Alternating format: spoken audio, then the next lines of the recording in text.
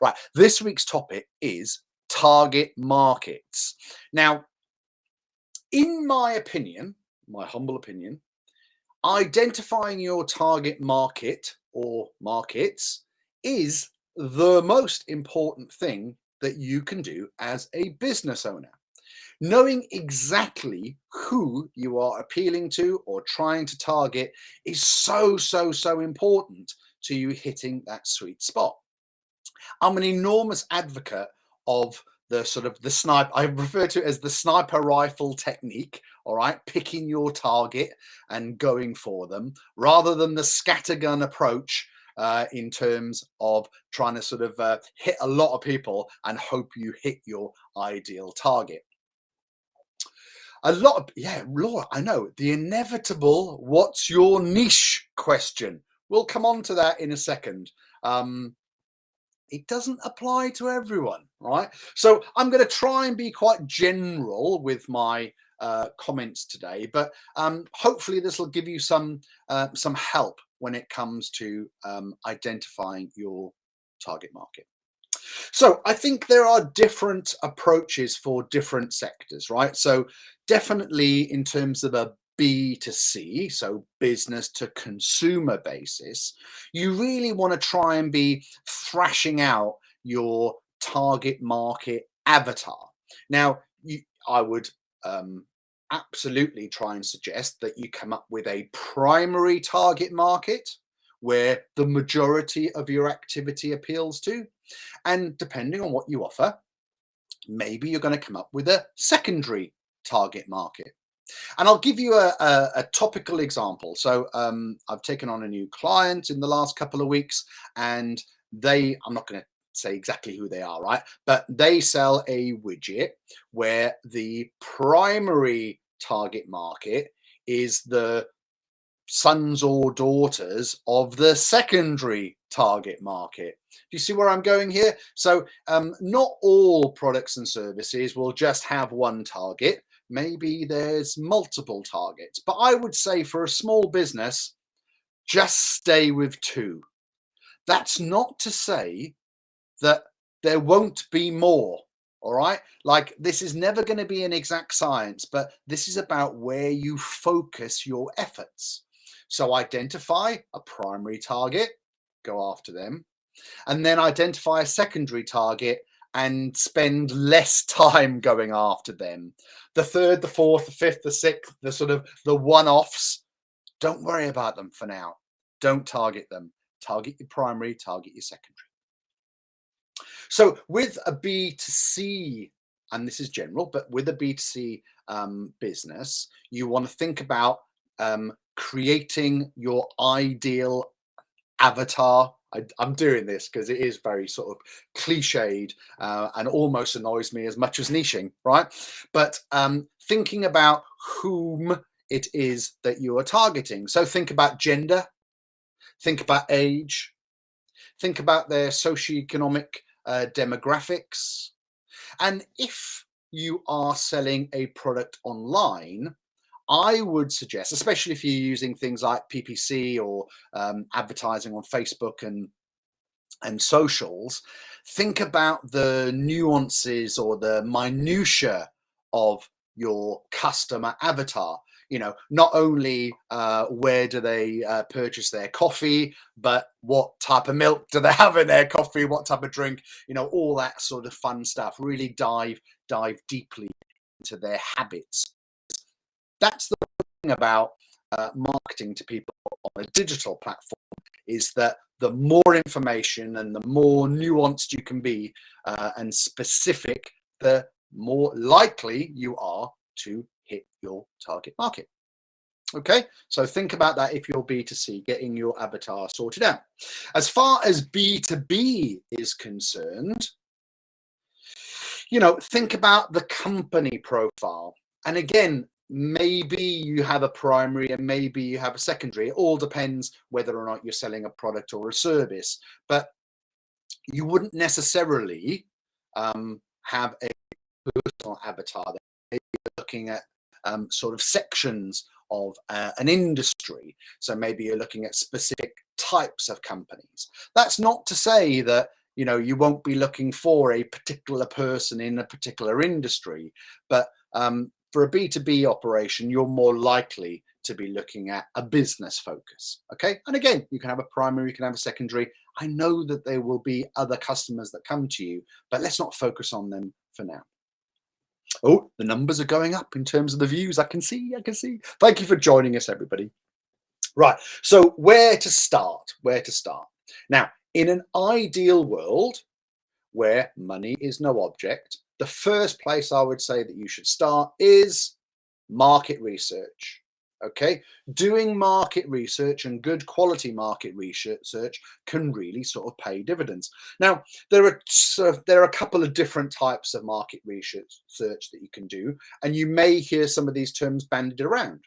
So they're normally abbreviated in terms of qual and quant, qualitative market research and quantitative market research. So I always have to refer to my notes for this because I can get them mixed up.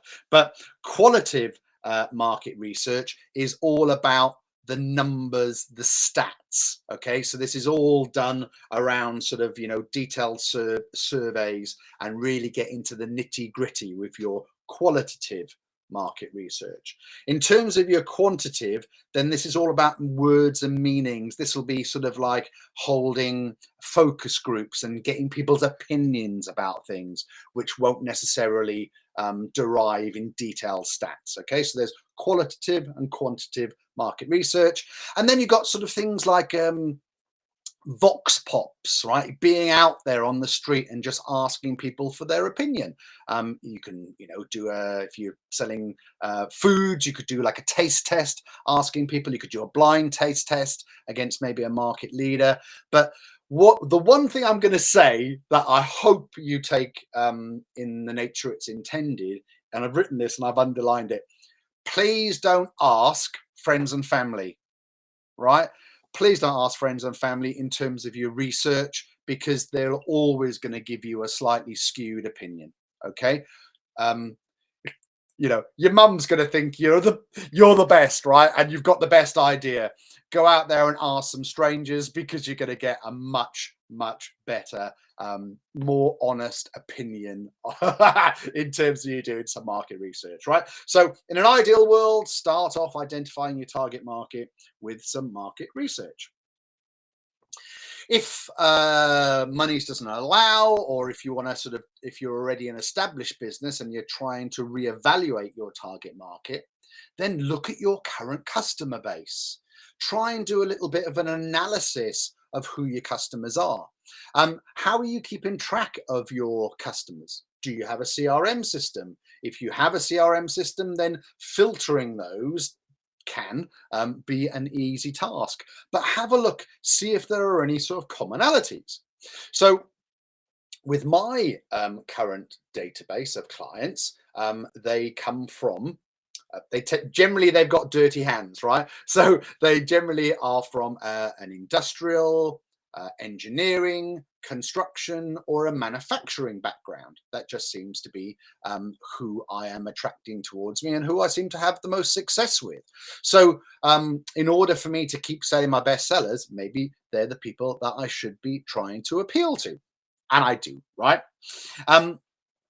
So look at your current database and identify who your current customers are. The other thing that you can do is look at your competitors. So any good business, unless you're extremely lucky and don't have any competitors, right? Any business out there will know who your competitors are and look closely at who they're targeting. Now, this may not be obvious, but look at their sort of their public persona. Look at their website. Look at their social media. Look at where they are in terms of their social media, and think about why they are there. So have a close look at your competitors, because it may well give you some good ideas into who your target market should be, who to sell to. Maybe look at your products and services. Maybe think about having a bit of a deeper dive. Maybe you're going to start to segment your products and giving them individual targets. You know, maybe you've got multiple products and services. So maybe you need to be thinking about a slightly different target market for each of those. Now, one of the biggest things I think is a bit of a go-to is thinking about the questions that people are having and the problems in terms of what your product solves and work it back from there. So if you have a product that solves a particular problem, then look at who is wanting that problem solved. Does that make sense? Like, work it backwards. That's another way of finding your target market. Right. Now, here's a bit of I always try and keep these bite-sized things quite lowbrow, right, rather than highbrow and going into the detail. But I think I just want to touch on this slightly, because the more you get into target market, the more you may find that you get involved with socio-economic demographics. So you may well have heard of, oh, I appeal to, let's say, and they're referred to in general terms like down market males, if you like, C2DE bracket. Let me talk to you a little bit about the socio-demographics and how those are categorized. Okay, so the National Office of Statistics, this is where this information is pulled from, and this is really useful for targeting generally of advertising, above the line advertising, but it's also very important to understand which bracket your customers slot into. So they're graded on a social grade, and the latest information will be based on the censuses happen every 10 years. So the latest set of data that we got goes back to 2011 census. Now they are bracketed A, B, C1, C2, D, and E. Don't ask me why it's C1, C2.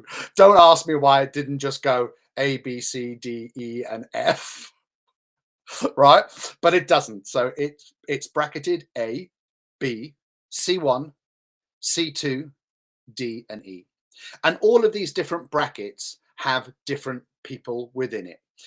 They do group some of these together. So A and B are often grouped together, and they would be the higher and the intermediate management in terms of the job roles that they take, or they'd be a high performing administrative professional.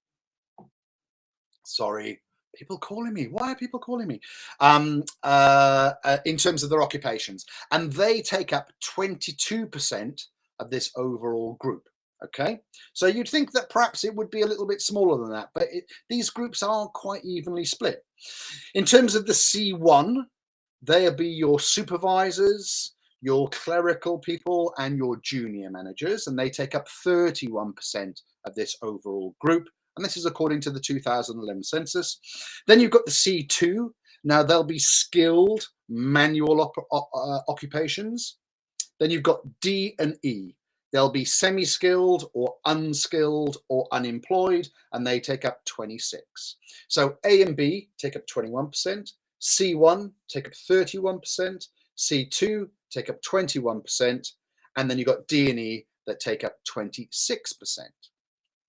So just as an example, when I worked in the betting industry, I operated fixed odds betting, so numbers products, lottery type games, and the people that we targeted our advertising to were from the C2, D, and E bracket. So they were the skilled and manual occupations, and then the sort of limited skilled, unskilled, and the unemployed. Now, I wasn't targeting unemployed people, but this is a general bracket in terms of where I spent my advertising money from in terms of appealing to people that played my products the most.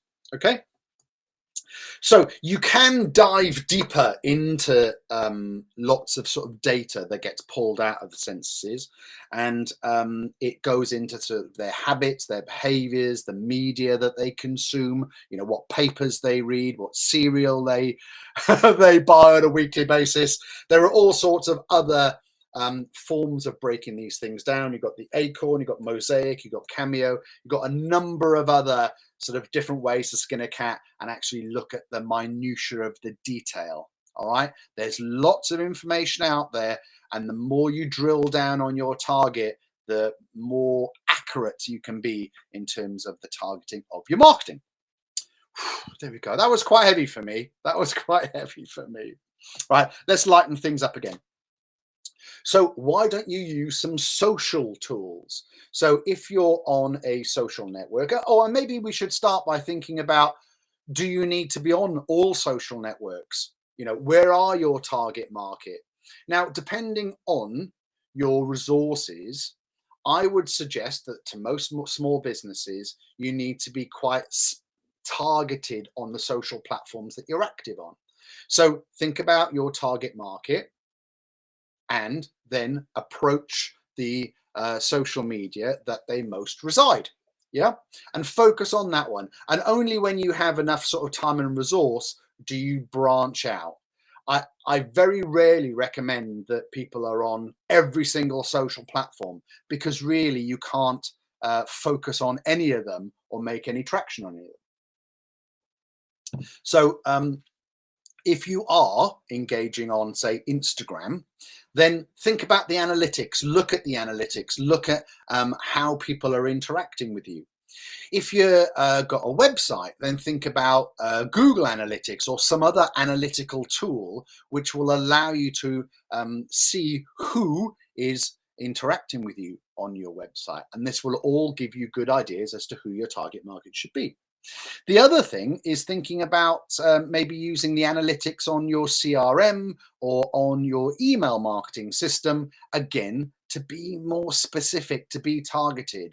So as an example, you might send out an email shot, and then looking at the analytics, you might see that a number of people have opened it. I tell you, I'm a popular guy today. Yeah. Sorry about that. So email marketing, you send out an email campaign and people, you then get to look at the data for them. So maybe you think, well, that person opened it twice. So they've come back in and they clicked on a couple of links and they've spent a little bit of time looking around the article. So maybe I'll follow that up. Yeah. With a follow-up email around the article that they clicked on. So being specific, being targeted, it's far more effective than you may think.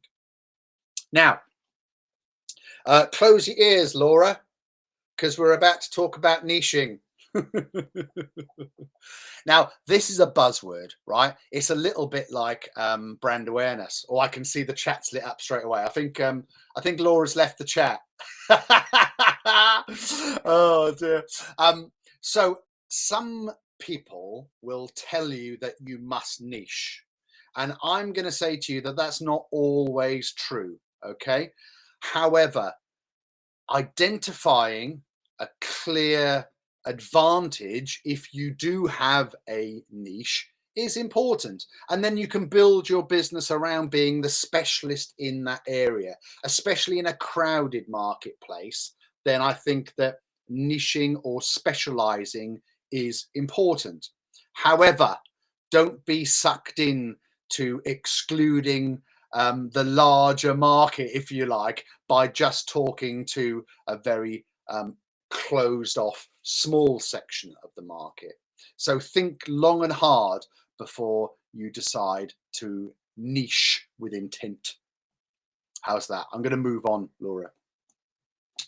Keep it simple. Like, don't overcomplicate things. And what I'm going to say to you as well as like a really good practical bit of advice is, like, be flexible. Don't be hard on yourself. Your target market can change. All right. You can update it. When was the last time you actually looked at your business and thought, who is my ideal candidate or target? Reassess it.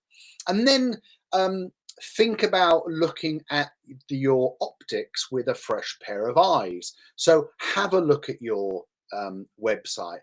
Do you think it appeals to your target? Do you think that your messaging is appealing to your target? And one of the things we've spoken about before in terms of websites is we all tend to make sure our websites talk about us, when in fact, really, you want to think about those questions that your customers are asking, and does your website answer them? So be quite critical with that. And I'm going to say employ a listen, modify, and test approach when it comes to agreeing what your target or who your target market is. Having a target is better than not having a target. And I can use loads of analogies. The one I like to use the most is a fishing analogy, right? So you can fish with a big net, you can throw your net out, and you can catch lots of fish, but you can catch lots of fish that you don't want to catch. And you can waste quite a lot of time on sorting through those fish to find the ones that you're looking for. Now, if the particular fish that you like to catch has a particular penchant for a particular type of worm, then if you use that particular type of worm on that hook and just fish with that, you are going to catch your target market every single time. Oh, I managed to get in there an analogy about using a worm. I love it. So there we go. That really is all we got time for today. I hope that that's given you a little insight into some of the little hints and tips that you can do to try and drill down and find your target market. Yeah, okay. I'm just going to go and have a little look at the chat and to see what's going on. Yeah, she's run. Her ears are closed. Yeah. She's saying very true. Yeah, pick one social media. Honestly, I can't stress how important that is. And yeah, she's saying here, like, build a relationship. This is my general argument over brand awareness and brand engagement. And I did a guest speaker slot this morning with the Chamber of Commerce, and we touched on this. And a lot of people talk about brand awareness, and they say it's really important. It's important to do brand awareness. I call bullshit on this, right? Because as a small business, you want to make sure that your time and your money is as effective as it possibly can be. And just doing something for awareness, it's sort of a little bit futile. Leave the awareness things to the big brands, the Coca-Colas of this world. They do it really, really well, okay? But they've got the money to waste, if you like, in order to do that, in order to create the awareness. You haven't. You need to be more specific and targeted with your time and your money. So try and engage people. Try and have a conversation. So some people might say, oh, Miles, you're doing brand awareness by doing this webinar. Well, I disagree. I'm intentively going out there and trying to engage with people. And look, we're getting engagement. Laura is engaging with me. And that's all I want. And even if Laura's the only person that I engage with today, it's much, much better than me just becoming aware by somebody, right? Which is, in my opinion, just slightly pointless as a small business. Yep, it's all about depth of the relationship. Yeah. Oh, thank you very much indeed, Laura. That's very nice of you to say so. So there we go. We've come to the end of another bite-sized marketing Tuesday lunchtime. That's what we do at 12:30. We go live.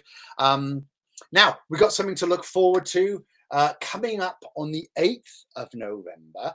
Our special guest is going to talk all about branding, and it's the fantastic Sapna. Now, if you do or do not know Sapna, then you will do in November. She's a fantastic lady. She's got a really compelling story to talk about. I'm not going to give it all away, but you don't want to miss the 8th of November. She's a fantastic, fantastic lady. Come on and enjoy the show. Get it in the diary for 12:30 on the 8th of November.